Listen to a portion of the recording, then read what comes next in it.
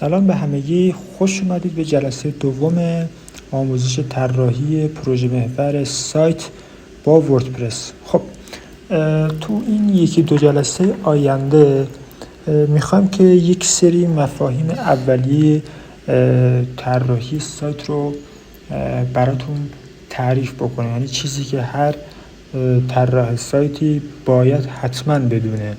حالا منم نمیام به صورت کامل و با جزئیات خیلی ریز این رو براتون تعریف کنم، اما خب برای هر مطلبی در حد یکی دو خط خلاصه‌وار توضیح میدم که حالا شما یه پیش زمینه‌ای داشته باشید، بعدا خودتون برید تحقیق کنید، بیشتر یاد بگیرید و اگر هر جایی هم که متوجه نمیشید حتما توی کامنت ها بگید.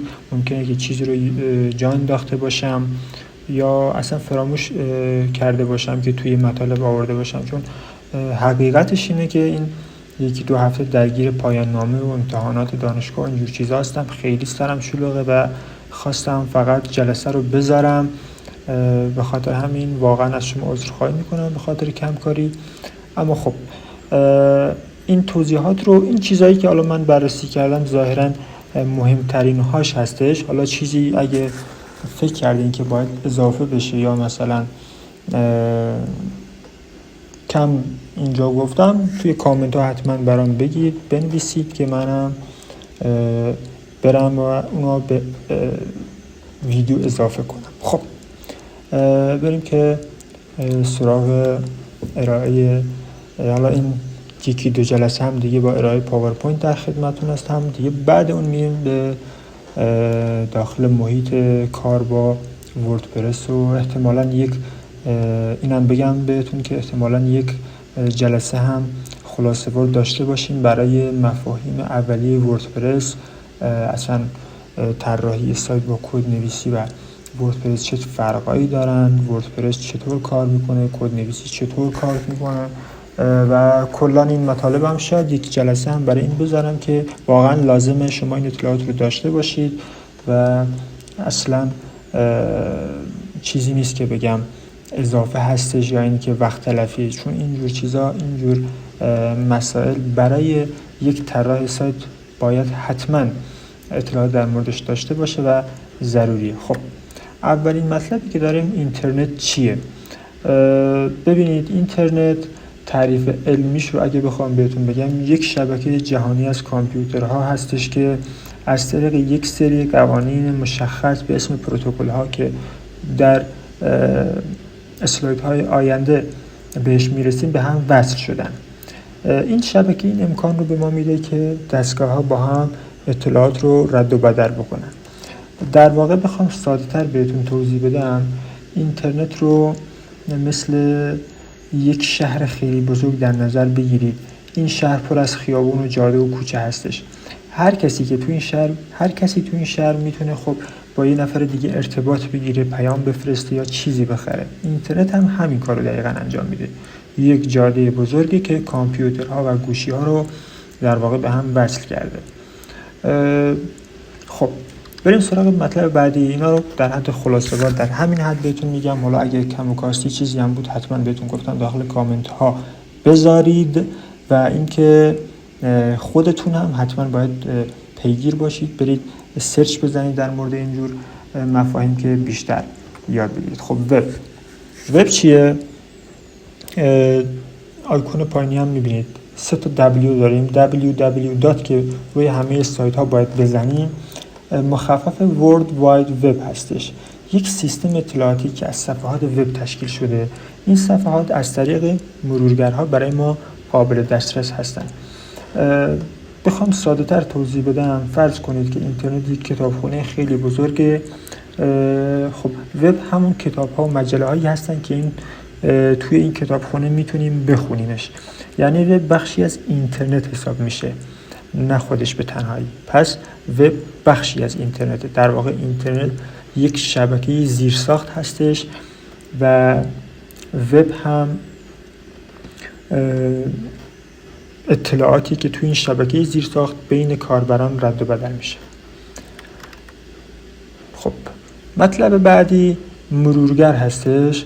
مرورگرم که احتمالاً به احتمال خیلی زیاد باهاش آشنایی داشته باشید. نرم افزارهایی هستند که اطلاعات موجود در وب رو برای ما قابل مشاهده میکنن. در واقع مثل یک تلویزیون که کانال ها رو به ما نشون میده، مرورگر هم میاد صفحات وب رو به همین شکل به ما نشون میده. اینجا یک سری از آیکون های مرورگرها رو آوردم که خیلی رو نیاوردم. کروم رو داریم، سافاری، فایرفاکس، اپرا، اینترنت اکسپلورر که دیگه فکر کنم منسوخ شده اگه اشتباه نکنم. من چندین ساله که ندیدم کسی استفاده بکنه ازش. فکر کنم مایکروسافت اج اومده و حالا خیلی های دیگه که پر استفاده ترینشون هم تقریبا میشه گفت که همون گوگل کروم و فایرفاکس هستن. خب حالا توی این مرورگرها یک بحثی که یک رقابتی که بینشونه بین امن‌تر بودن و سریع‌تر بودنشونه. امن‌تر بودن به معنای نیست که حتما اینا امن هستن، اطلاعات ما رو حفظ میکنن، حریم خصوصی رو خیلی بهش حساس هستن. به هر حال توی اینترنت امنیت هیچ موقع به صورت 100% برقرار نمیشه، اما خب اینا فکر میکنم که سرعت خیلی بهتری به نسبت بقیه دارن. حالا چیزی هم که میگن امن‌تر هم هستن دیگه، خودشون. خب آدرس URL رو داریم. URL هم اینجا میبینیم که مخفف یونیکورن ریسورس لوکیتور هستش. از 3 بخش تشکیل شده. اینجا داریم میبینیم توی صفحه. بخش اولش که همون پروتکلی که در اسلاید بعدی باش آشنا میشیم. بخش دومش دامنه هستش. مثلا اینجا نورمال داتای آر رو نوشتم، میتونه google.com باشه، digicala.com باشه یا هر سایت دیگه‌ای. وقتی که آخر پسوندمون اسلش هر چیزی که می‌نویسیم میره به آدرس صفحات داخلی اون سایت. در واقع ببینید به زبان ساده آدرس دقیق یک صفحه وب هستش. حالا با دامنه و پروتکل جلوتر آشنا میشیم. ما وقتی که بخوایم وارد یک وبسایتی بشیم باید URL رو وارد بکنیم. دقیقاً مثل آدرس خونه هستش. ما بخوایم که به خونه یکی از آشناهامون بریم باید آدرس دقیق خونه‌ش رو داشته باشیم، وگرنه نمیتونیم بریم خونه‌ش رو. این هم دقیقاً مثل همونه. خب میتونیم چیز هم داشته باشیم. الان اینجا میخوام براتون مثال بزنم. اگر که این که الان یک مرورگر دیگه نه باید قاعدتاً باید اینو بلد باشین. خب ببینید http فارسی http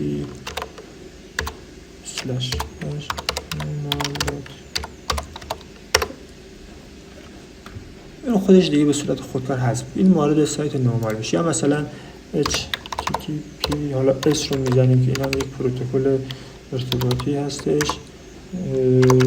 مثلا digicala.com.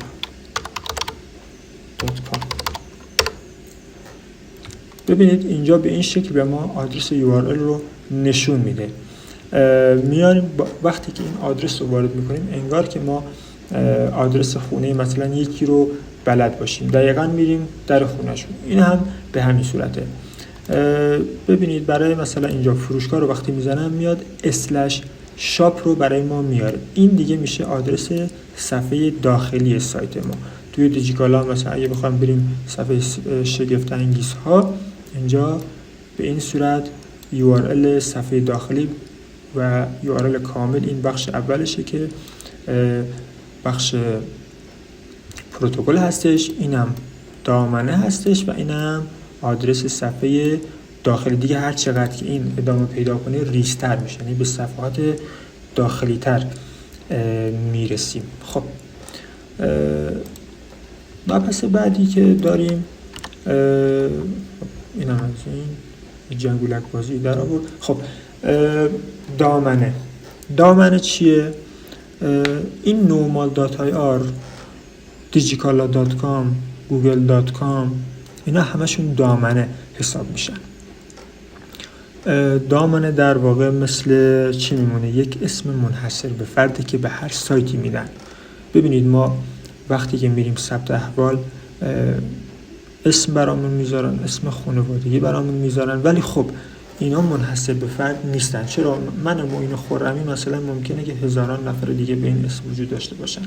اگه ثبت احوال بخواد دنبال اطلاعات ما بگرده، هیچ وقت نمیاد معین خرمی رو سرچ بزنه. میاد چی رو سرچ میزنه؟ شماره ملی. آفرین. شماره ملی یک کد منحصر به فردی هستش که برای هر شخص در نظر گرفته میشه. آدرس دامنه هم به همین شکله. دامنه هم دقیقاً همین کار رو انجام میده. normal.ir فقط برای سایت normal.ir هستش. شما تا هر زمان که normal.ir رو سرچ بکنید، اون سایتی که بهتون نشون دادم میاد بالا. digicala.com رو هر موقع که سرچ بزنید، سایت دیجیکالا رو براتون باز میکنه. هر جا که google.com رو سرچ بزنید، سایت گوگل رو برامون میاره. اما خب پسوند دامنه هم داره. ببینید اینجا ما normal.ir، خب نورمال میشه اسم دامنمون، .ir پسوند دامنه میشه. پسوند دامنه نوعهای مختلفی داره، یعنی هر کدومش مخفف کلمات متفاوتی هستن. مثلا .com رو داریم که مخفف کامرشیال هستش، به معنی تجاری. حالا مثلا شما میتونید برای کاربرد تجاری، مثلا برای فروشگاه اینترنتی از .com استفاده بکنید، چون به کاربردش میخوره اسمش. .net رو اینجا مثلا میبینیم که مخفف نتورک هستش. .org رو میبینیم که مخفف ارگانیزیشن هستش. مثلا برای سازمان‌های خیلی بزرگ میتونن از .org استفاده کنن. .co رو داریم که مثلا مخفف کمپانی هستش، برای شرکت‌ها مثلا میتونه استفاده بشه. این قرار دلیل بر این نیست که حتما یک شرکت باید از .co استفاده کنه، نه، هر دامنه میتونه استفاده کنه. اینا صرفا مخفف هستن که اگه برای اون کار استفاده بشه مثلا به اون اسم بهتر میاد و بهتره. مثلا .news رو داریم که مثلا امکان داره سایت های خبری از این استفاده بکنن، و حالا .info رو داریم و .ir. ببینیم .ir مختص کشور ایرانه. هر کشوری برای خودش یک دامنه، یک پسوند دامنه داره که فقط توی اون کشور استفاده میشه. برای ایران مثلا .ir هستش، مثلا برای بریتانیا UK هستش، مخفف یونایتد کینگدوم، و برای کشورهای مختلف هم به همین رویه هستش و هر کشوری برای خودش یک پسوند دامنه مختص به خودش رو داره. خب این جلسه رو همینجا تموم میکنیم. من ادامهش رو اینا رو در واقع طراحی کرده بودم که توی 2 جلسه بهتون آموزش بدم که الان این نزدیک 13 دقیقه شد دیگه، طولانی شد. میریم که جلسه بعدی هم ادامه اینا رو داشته باشیم.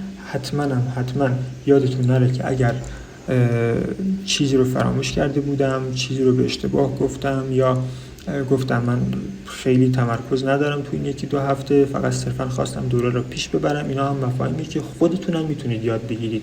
چیزی نیست که حتما باید اینجا یاد بگیرید. سرچ بزنید در مورد این تک تک کلماتی که دارم بهتون میگم، بیشتر در موردشون تحقیق بکنید که اینها رو بفهمید، نه اینکه صرفا حفظ بکنید. اینها رو باید بفهمید و اگرم مشکلی چیزی داشت، انتقادی داشتین، سوالی داشتین، حتما توی کامنت ها برام بنویسین و